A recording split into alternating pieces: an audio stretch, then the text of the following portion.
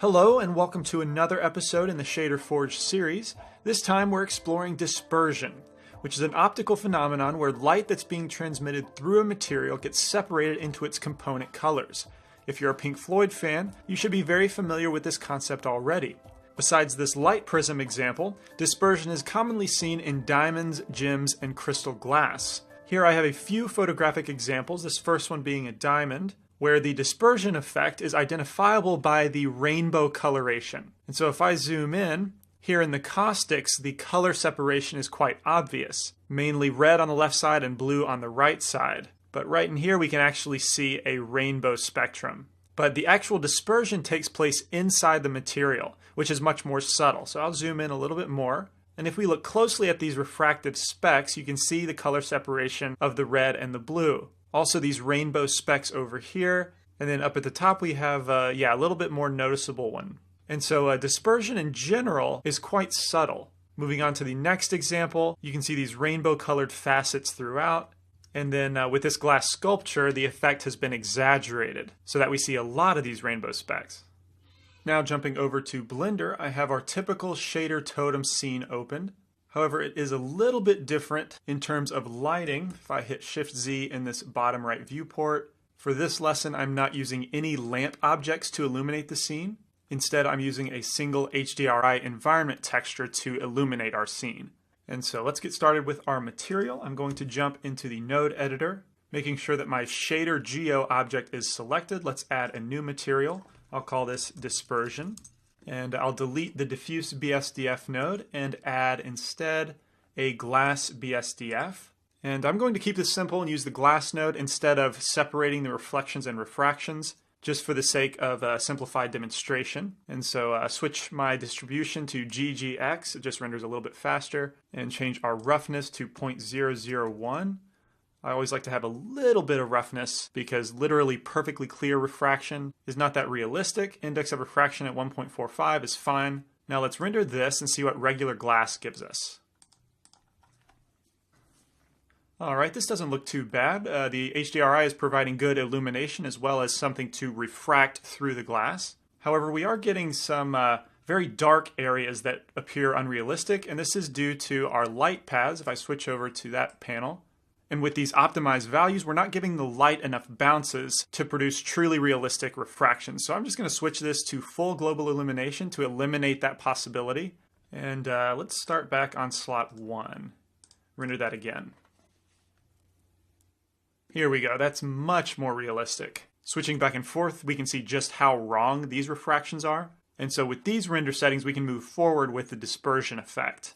Notice here with the glass by itself, we don't get any rainbow colored edges in our refractions. Any color that we do see is from the environment. And so honestly, this passes for probably 99% of all refractive application for 3D, unless you're rendering a photorealistic diamond or other gemstone where we want to be very accurate. That's when we would want to include dispersion.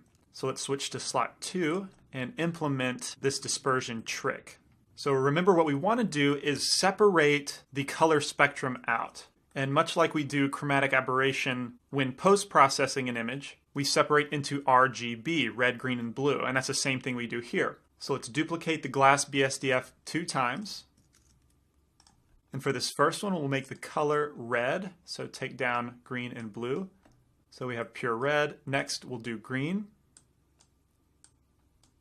And finally, blue. And now we're going to add those shaders together. Shift-A, shader, add shader.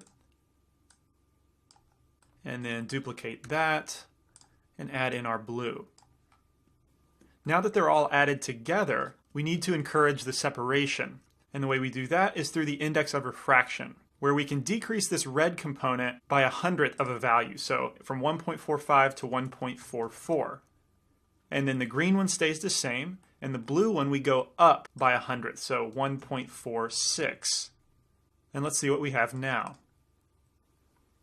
Fantastic. Now we're getting those rainbow effects, particularly around the bright areas of our refractions, just like we saw in the photographic reference earlier. However, if we jump to the previous image, you'll notice that overall the shader darkened quite a bit. And as we can see in the face portion of this CG Cookie logo, it's quite green and gives this almost pearlescent feel, which could be pretty cool, but it's way too different from the regular glass. So a way that we can remedy this is by duplicating this glass BSDF one more time, switching the color back to white, and then mixing it in with our separated components with a mix shader node.